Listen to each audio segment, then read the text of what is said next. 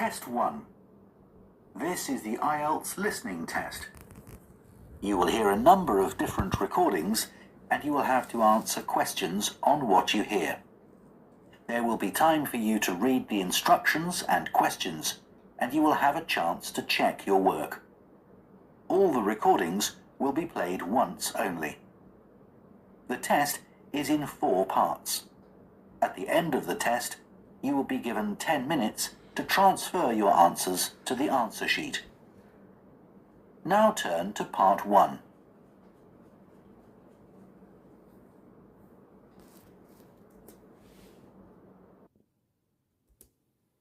Part 1. You will hear a man phoning to find out about some children's engineering workshops. First, you have some time to look at questions 1 to 3.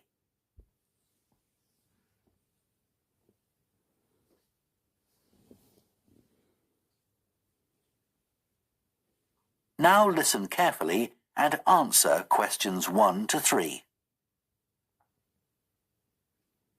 Hello, Children's Engineering Workshops. Oh, hello.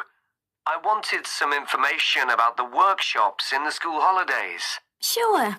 I have 2 daughters who are interested. The younger one's Lydia. She's 4. Do you take children as young as that? Yes. Our tiny engineers workshop is for 4 to 5-year-olds. What sorts of activities do they do? All sorts. For example, they work together to design a special cover that goes round an egg, so that when it's inside, they can drop it from a height and it doesn't break. Well, sometimes it does break, but that's part of the fun. Right. And Lydia loves building things. Is there any opportunity for her to do that? Well, they have a competition to see who can make the highest tower. You'd be amazed how high they can go. Right. But they're learning all the time as well as having fun. For example, one thing they do is to design and build a car that's attached to a balloon, and the force of the air in that actually powers the car and makes it move along. They go really fast too. Okay, well, all this sounds perfect. Before you hear the rest of the conversation, you have some time to look at questions 4 to 10.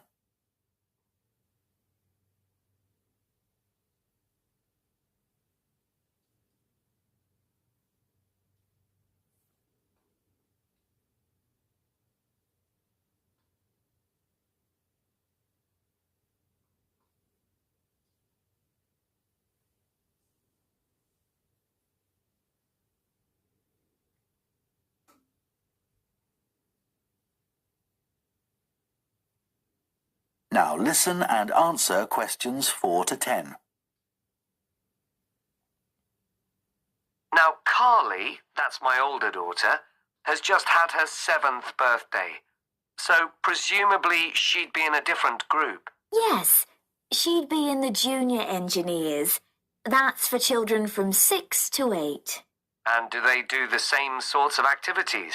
Some are the same, but a bit more advanced. So they work out how to build model vehicles, things like cars and trucks, but also how to construct animals using the same sorts of material and technique.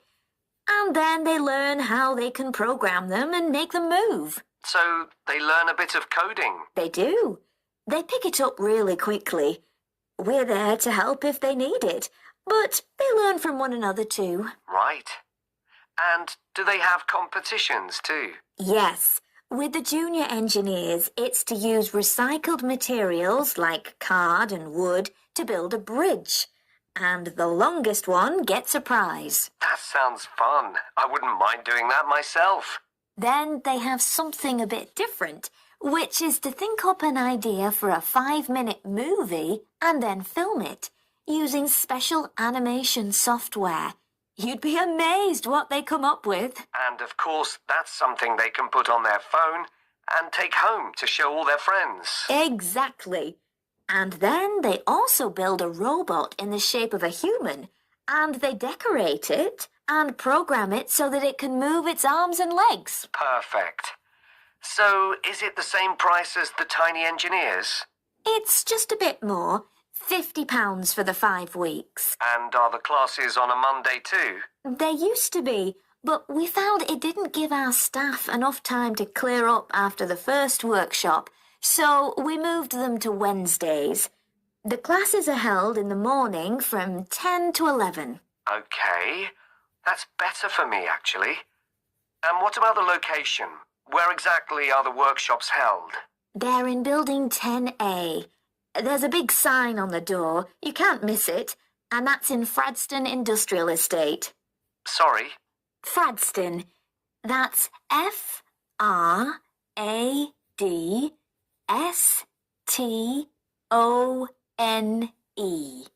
And that's in Grassford, isn't it? Yes, up past the station.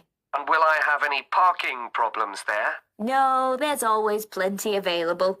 So, would you like to enroll Lydia and Carly now? Okay. So, can I have your full name? That is the end of Part 1. You now have half a minute to check your answers to Part 1.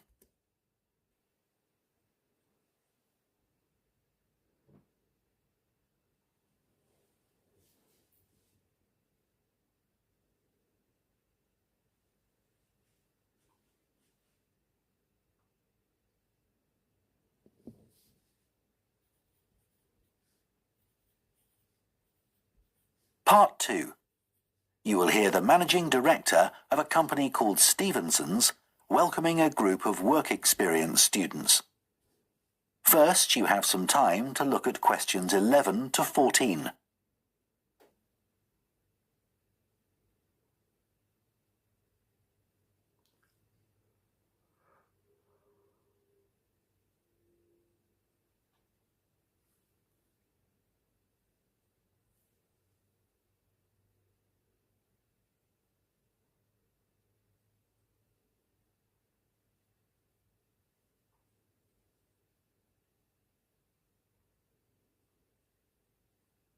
Now listen carefully and answer questions 11 to 14.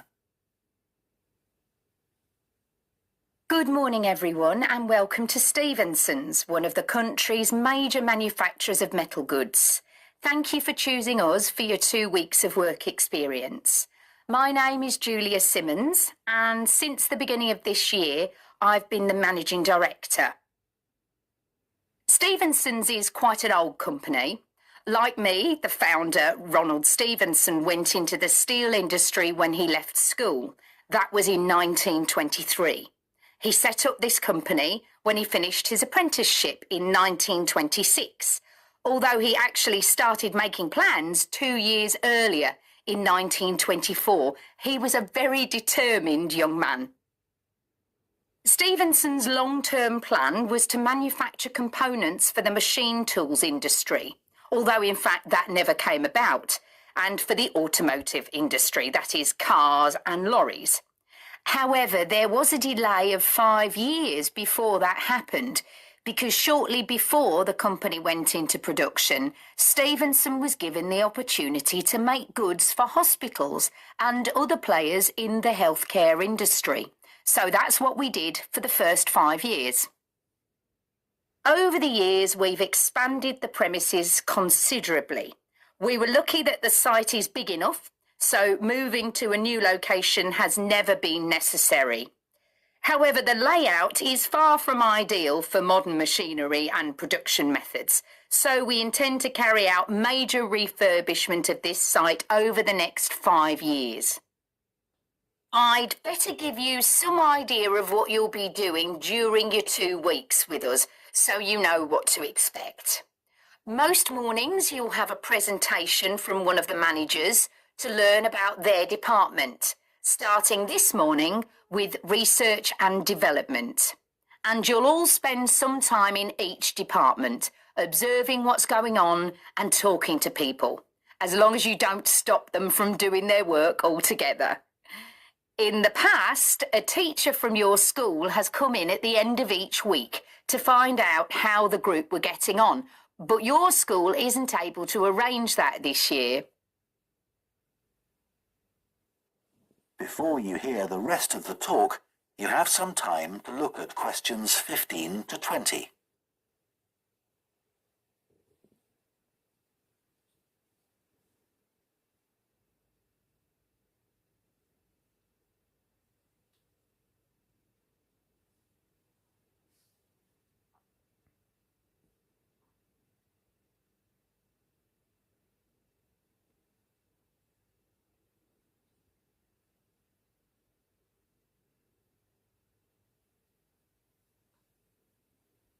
Now listen and answer questions 15 to 20.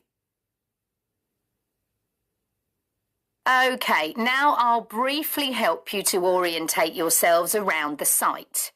As you can see, we're in the reception area, which we try to make attractive and welcoming to visitors. There's a corridor running left from here, and if you go along that, the door facing you at the end is the entrance to the coffee room. This looks out onto the main road on one side and some trees on the other, and that'll be where you meet each morning. The factory is the very big room on the far side of the site.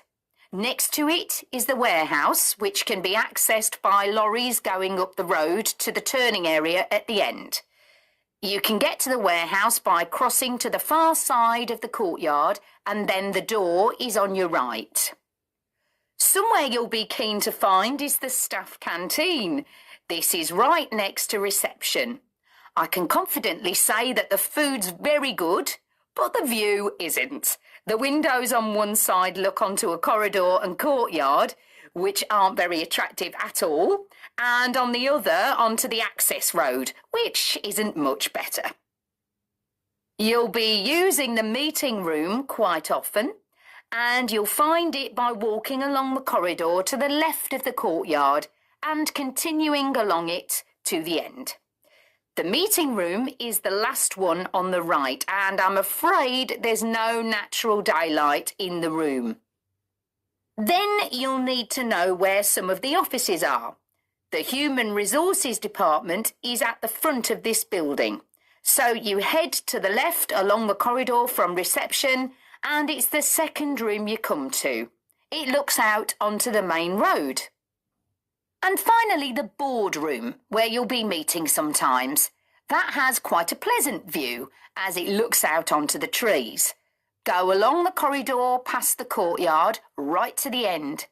The boardroom is on the left, next to the factory. OK, now, are there any questions before we move? That is the end of part 2.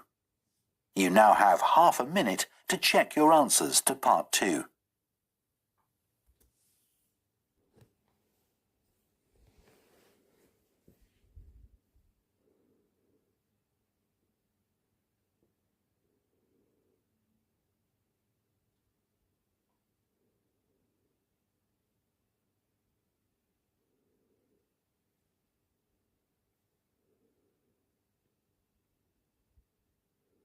Part 3.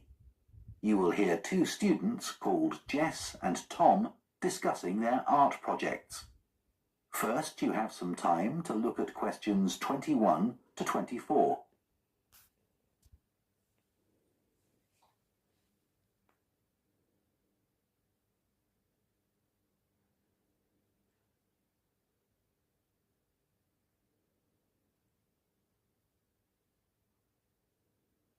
Now listen carefully and answer questions 21 to 24.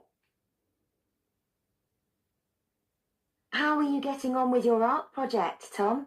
Okay. They gave us the theme of birds to base our project on, and I'm not really all that interested in wildlife, but I'm starting to get into it. I've pretty well finished the introductory stage. So have I. When they gave us all those handouts with details of books and websites to look at, I was really put off. But the more I read, the more interested I got. Me too. I found I could research so many different aspects of birds in art. Colour, movement, texture. So I was looking forward to the bird park visit. What a letdown. It poured with rain and we hardly saw a single bird. Much less used than the trip to the Natural History Museum. Yeah.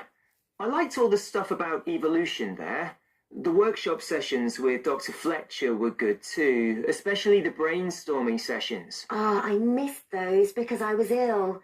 I wish we could have seen the projects last year's students did. I suppose they want us to do our own thing, not copy. Have you drafted your proposal yet? Yes, but I haven't handed it in. I need to amend some parts.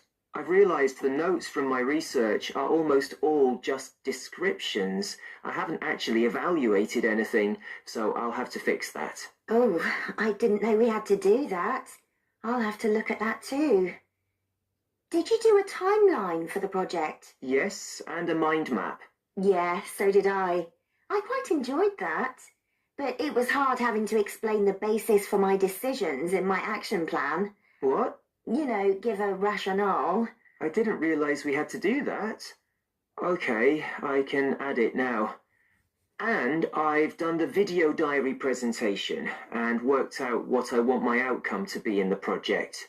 Someone told me it's best not to be too precise about your actual outcome at this stage, so you have more scope to explore your ideas later on. So I'm going to go back to my proposal to make it a bit more vague. Really? Okay, I'll change that too then. Before you hear the rest of the discussion, you have some time to look at questions 25 to 30.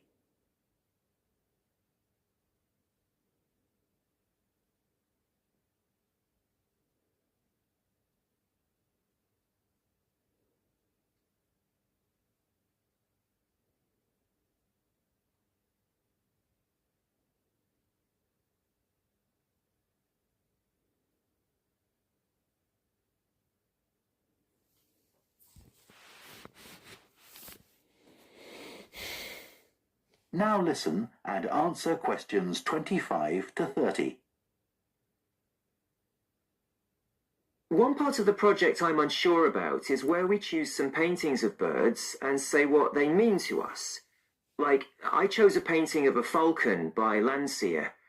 I like it because the bird's standing there with his head turned to one side, but he seems to be staring straight at you. But I can't just say it's a bit scary, can I? You could talk about the possible danger suggested by the bird's look. Oh, okay. There's a picture of a fish hawk by Audubon I like. It's swooping over the water with a fish in its talons and with great black wings which take up most of the picture. So you could discuss it in relation to predators and food chains? Well, actually, I think I'll concentrate on the impression of rapid motion it gives. Right. Do you know that picture of a kingfisher by Van Gogh? It's perching on a reed growing near a stream. Yes, it's got these beautiful blue and red and black shades. I've actually chosen it because I saw a real kingfisher once when I was little. I was out walking with my grandfather and I've never forgotten it. Oh, so we can use a personal link? Sure. Okay. There's a portrait called William Wells. I can't remember the artist, but it's a middle-aged man who's just shot a bird.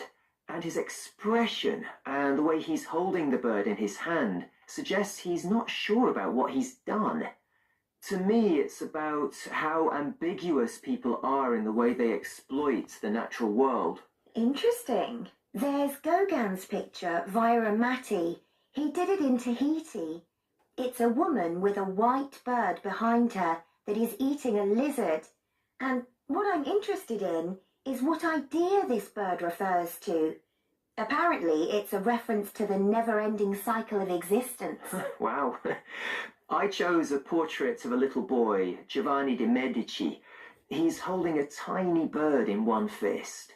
I like the way he's holding it carefully so he doesn't hurt it. Oh, right. That is the end of part 3. You now have half a minute to check your answers to part 3.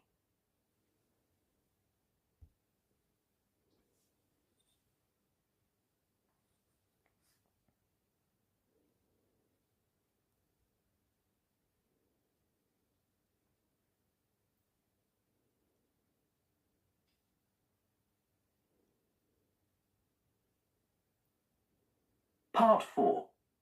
You will hear a professor of philosophy giving a talk on the ancient philosophy of Stoicism. First, you have some time to look at questions 31 to 40.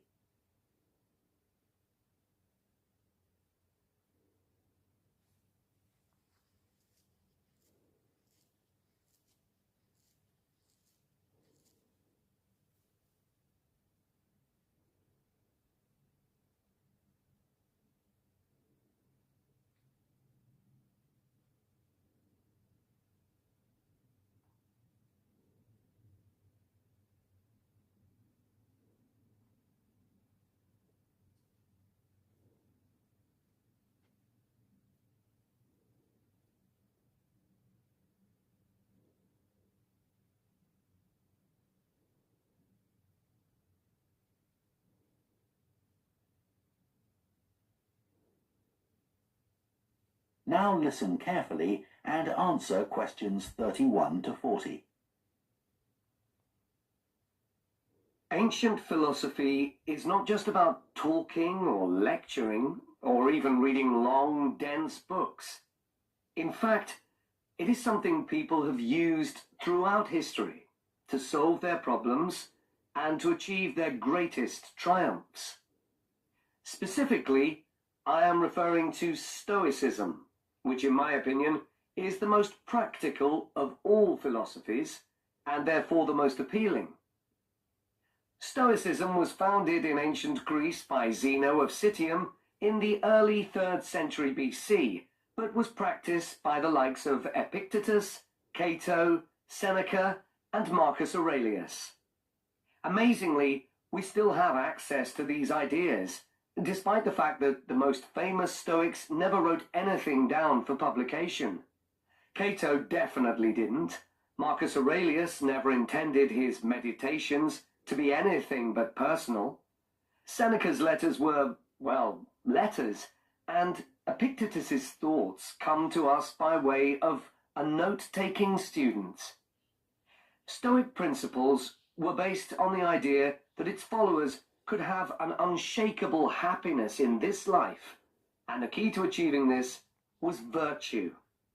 The road to virtue, in turn, lay in understanding that destructive emotions like anger and jealousy are under our conscious control. They don't have to control us, because we can learn to control them. In the words of Epictetus, external events I cannot control, but the choices I make with regard to them I do control.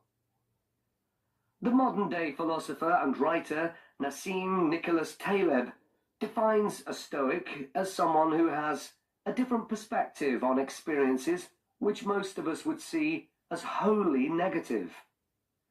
A Stoic transforms fear into caution, pain into transformation, mistakes into initiation, and desire into undertaking. Using this definition as a model, we can see that throughout the centuries, Stoicism has been practiced in more recent history by kings, presidents, artists, writers, and entrepreneurs.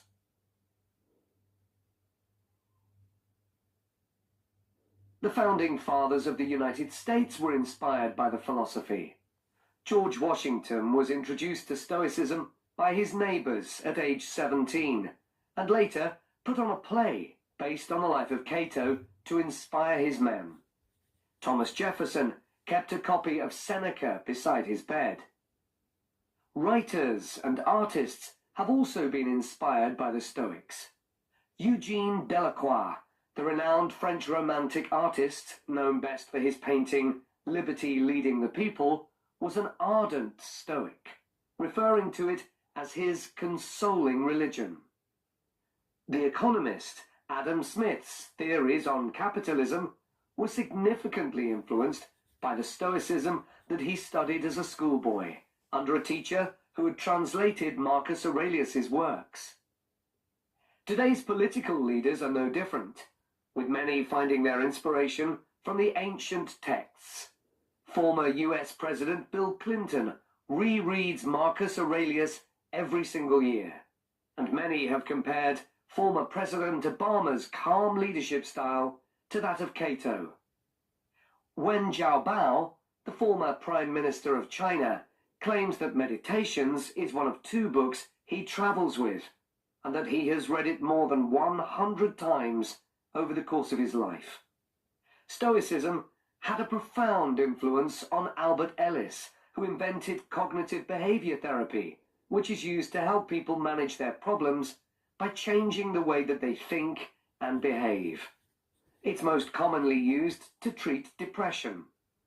The idea is that we can take control of our lives by challenging the irrational beliefs that create our faulty thinking, symptoms, and behaviors by using logic instead. Stoicism has also become popular in the world of business. Stoic principles can build the resilience and state of mind required to overcome setbacks, because Stoics teach turning obstacles into opportunity, a lesson every business entrepreneur needs to learn. I would argue that studying Stoicism is as relevant today as it was 2,000 years ago, thanks to its brilliant insights into how to lead a good life. At the very root of the thinking, there is a very simple way of living.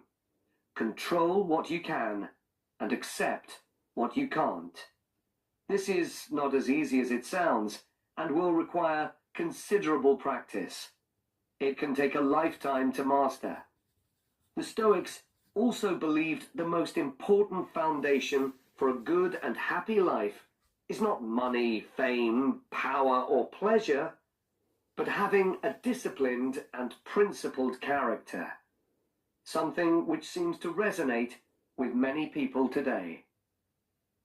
That is the end of part 4. You now have 1 minute to check your answers to part 4.